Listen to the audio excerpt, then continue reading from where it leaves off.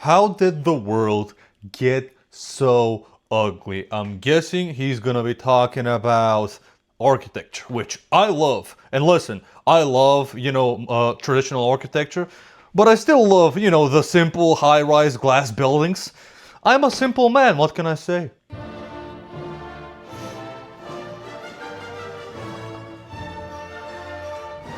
That's beautiful. That's not. See, I love this mix of modern high-rise glass simple buildings with the traditional ones. There's so many ones. This is nice and it's modern.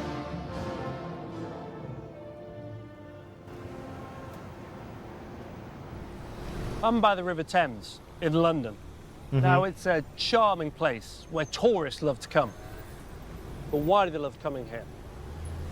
Well, you've got views of iconic buildings like the Houses of Parliament and St Paul's Cathedral, but that's not all.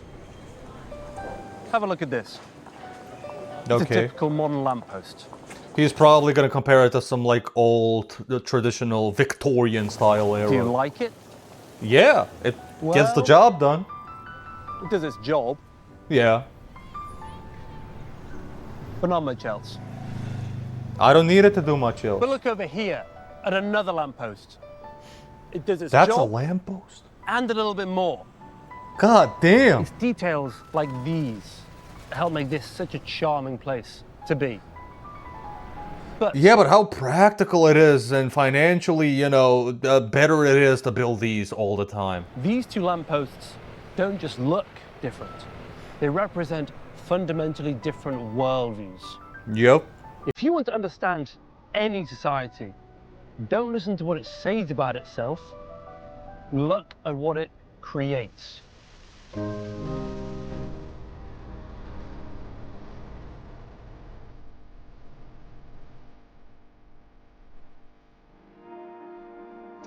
I find all of this beautiful. The modern and the old one. Sorry. London's little lanes are charming now, but 150 years ago in places like this, you'd have had whole families crammed into these tiny rooms without running water. Yeah, There'd have fuck been open that. cesspits spilling down the streets, and Yep. the stench of sewage boiling in the midday sun would have been unbearable. Yep, that old Rome was like that as well. The whole city stank. It wasn't only horrible to live in, but genuinely dangerous.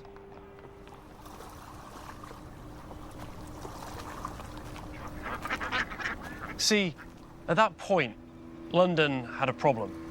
God It was damn, the looks so world's brown. biggest city. Its population was growing every year, along with the construction of new factories and mills and dockyards.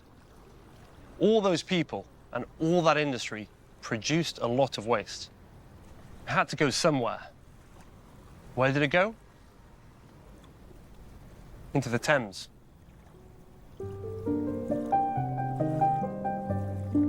That's waste? That's still waste. Something had to be done. And it was an engineer called These Joe- are like one of the most important people in every city. They have these random statues of them them all around the city, but nobody knows who these people are. Joseph Bazalgette, who stepped I've in to heard of him, construct yeah. London's new sewer network in the 19th century. I've only heard of him because I love watching documentaries about cities and historically how they've been and so far. I love cities and architecture. I've heard of him, but I'm not an expert on this. Sewers, which still carry London's waste today, rushing beneath me at this very moment. And he also constructed this embankment that I'm standing on to replace what was essentially a stinking swamp filled with rubbish and human waste and eels. It's impossible to calculate how many lives he saved, how many millions of lives he Yep. improved. Yep. And he's commemorated here at a memorial that no one ever stops to look at. People don't appreciate stuff like this. People appreciate heroes in wars and so on, or what they perceive as the hero, depends on which side you ask.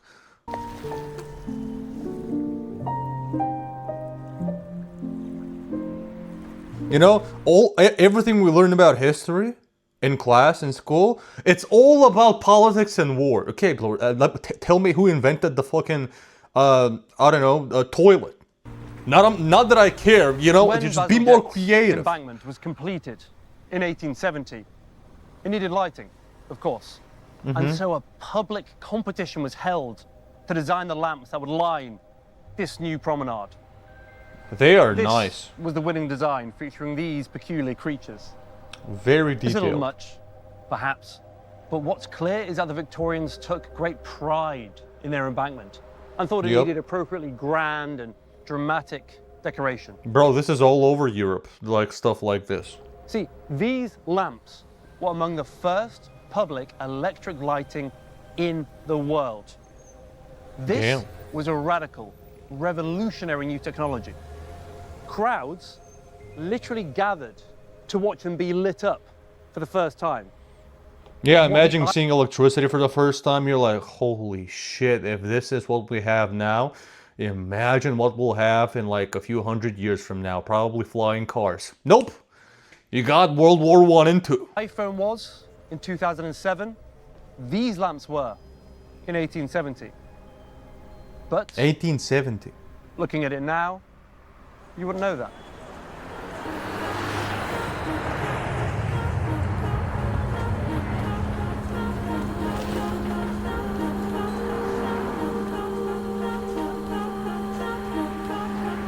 Those lampposts don't look modern to us now. They look quaint and old-fashioned. Yeah. Why? Because they are decorated. And we don't associate decoration with cutting-edge technology. Yep. And that's a major difference between us and the Victorians in the 19th century. They saw no contradiction between startling modernity and time-honored tradition. Just like this building, the legendary house. I get his point, and it's obvious, we all agree with him, but why?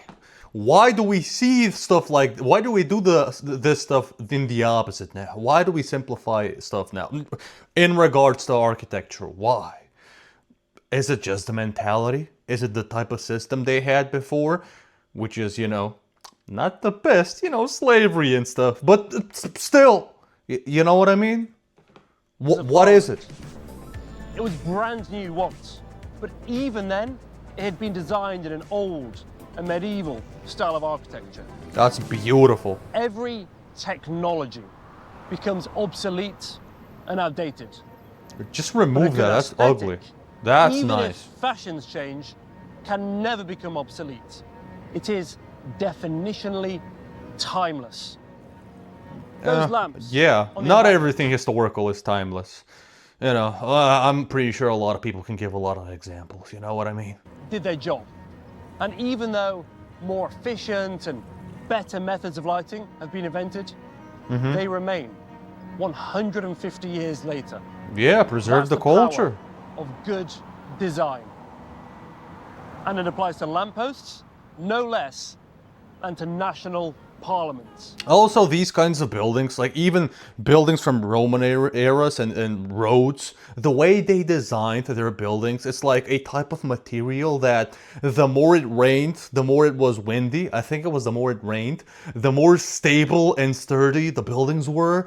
Meanwhile, today, especially in like the US, I don't know about Canada, but I know about the US, they build a lot of modern houses, instead of with bricks, they build them with wood. And yeah, when you go to older cities in the US, like Philadelphia and so on, right? Even parts of Detroit, parts of Chicago and so on, you'll find way more buildings built out of bricks and not just, and just family, even family houses, right? And multi-purpose buildings, not just single family houses. A lot of them being built like this, right? And modern ones are just easily built with wood and not as sturdy as safe. It is what it is, right? That's still not the case in Europe, but that's what makes houses a little bit more expensive here. So, yeah. Still not as sturdy and as timeless as this. These will remain for much longer than any of our modern houses.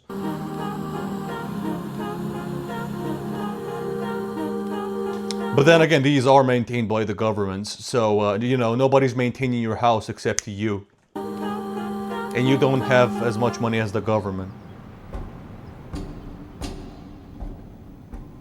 And so here, in the Houses of Parliament, everything we've been talking about comes together at last. Except that this is not the Houses of Parliament.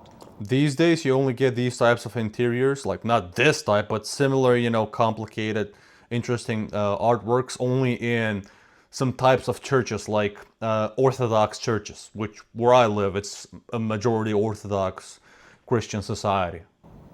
It's an old sewage facility. Catholic and Protestant A pumping churches don't station really built have in the those 19th century inner. as part of Basil Jett's new What do you call sewer them? I don't system. know. Strange to think that this is infrastructure. Mosaics? A I don't purely know. functional building with the sole purpose of managing human waste. What? And yet it has been designed with the same This is- ornamental exuberance This is a traditional old sewage management type of building? as any church or palace. Why? Well, people worked here. And why shouldn't people who work in sewers also have a beautiful place of work? Totally That agree. is how the Victorians thought. Yeah. But there's more. There was also a sense of pride. A belief that what they'd done here There was a sense of pride. Were they Christian? Isn't pride one of the sins of Christianity? I'm very confused by religion. You can tell, right? I'm not religious. was worthwhile. But I'm very That it confused. meant something. Look, when you think And of the result. Victorian era people, you think of Christian people, right? And traditional values and all of that. And then pride? Sure. Okay. Over a century later, is that this place, a sewage facility, is now a museum, a tourist destination. If you want to know what any society really believes in, just look at how they design their sewers.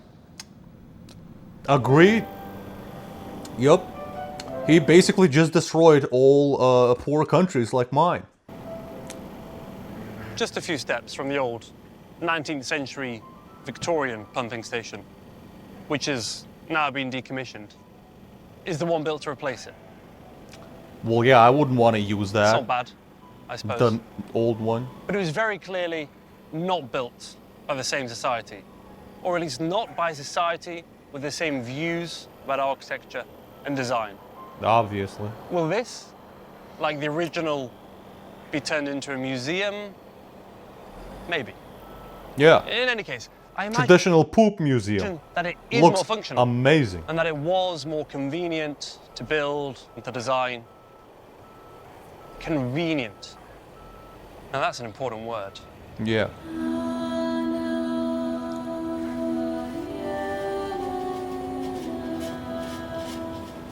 Look at this air conditioning unit.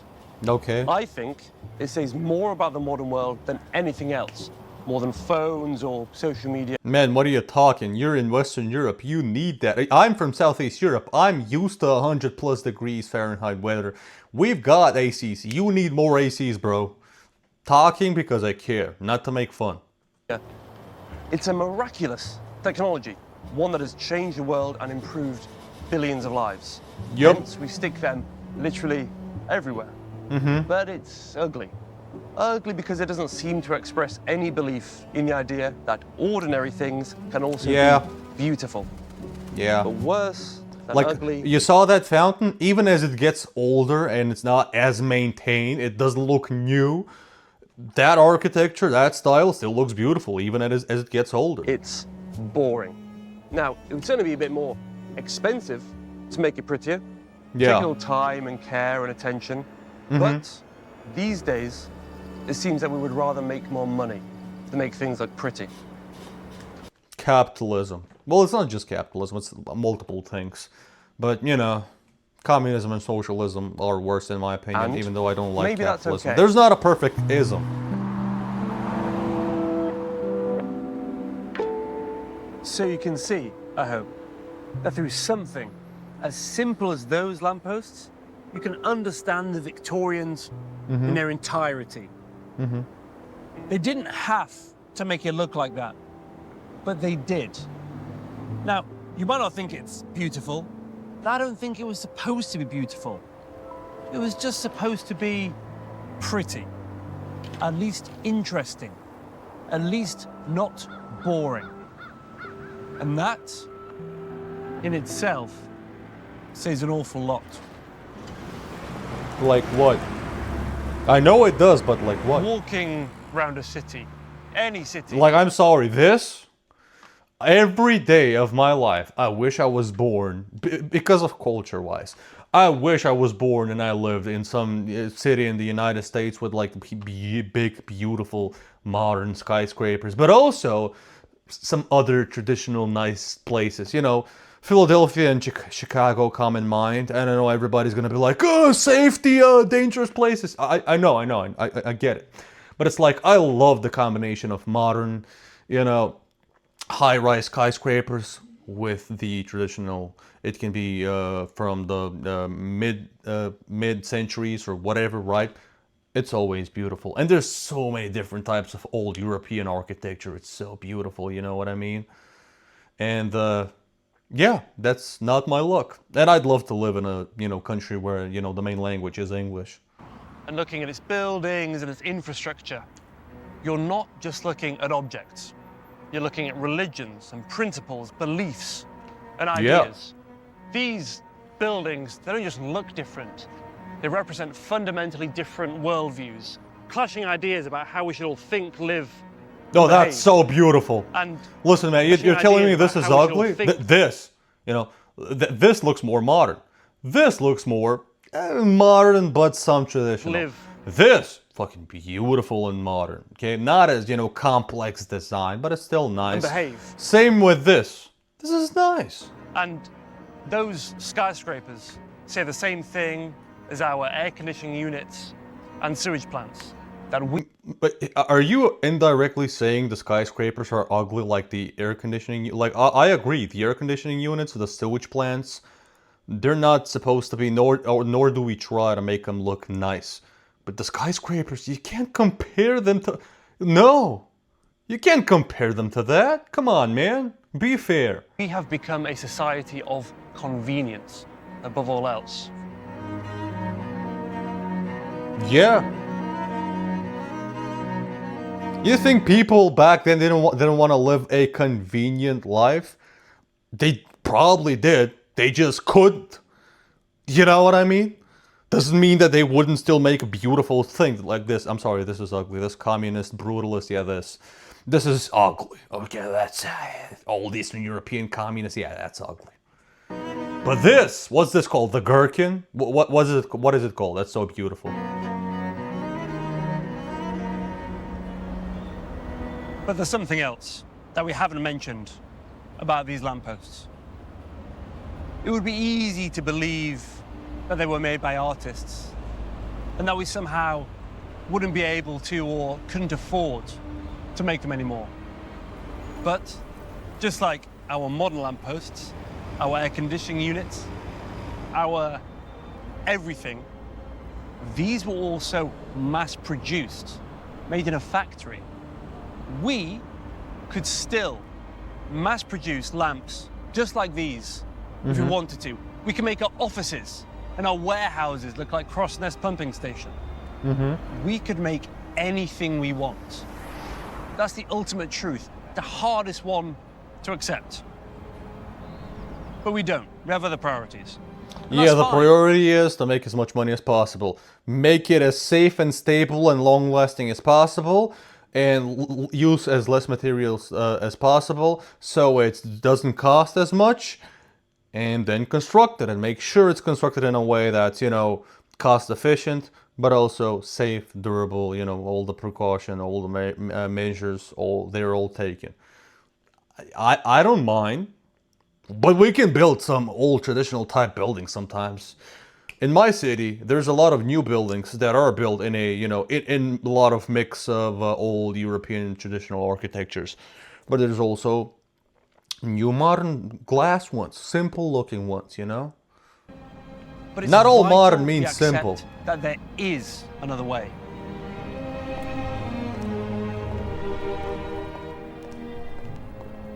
Modern design tells the truth very loudly, that we are technologically superior and very efficient, but also a little bit boring and unimaginative.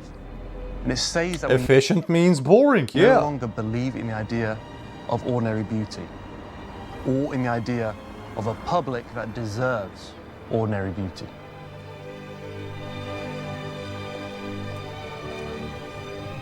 Museums and galleries are wonderful places where we can come and look at things that people used to make and admire their handiwork. No offense, I'm not into museums and galleries, especially not galleries. Museums depends. Some prehistoric stuff, hell yeah. Other stuff, not really. They're not just dead historical artifacts. These are living echoes of different ideas about what the world is and what the world could be. But in the end, you can't live in a museum. Yeah.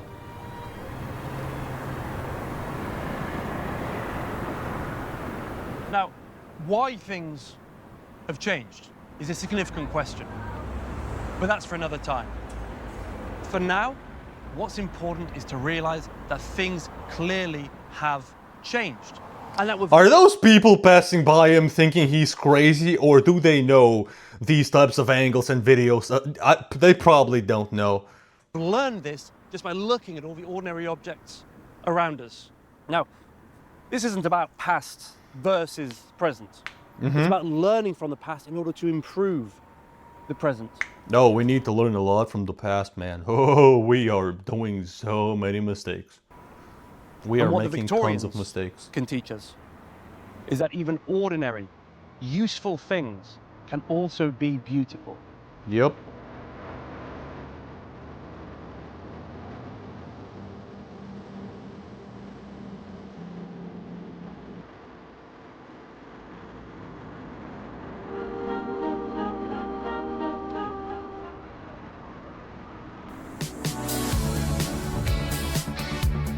Pretty cool. Well, tell me what you guys think in the comments. I was very into this video. I really like this guy. Shehan Quirky? Quirk? I've never ever, heard a name and a last name like that. So, yeah, pretty cool. Sorry that I botched it. Like and subscribe to him. Tell me what you think in the comments. Make fun of me for liking simple things. I'm a simple man. My brain is smooth. You know what that means. Smooth brain, dumb. Anyway, if you don't get it, you don't get it. It's fine. Whatever. Tell me what you think in the comments, and have a nice day.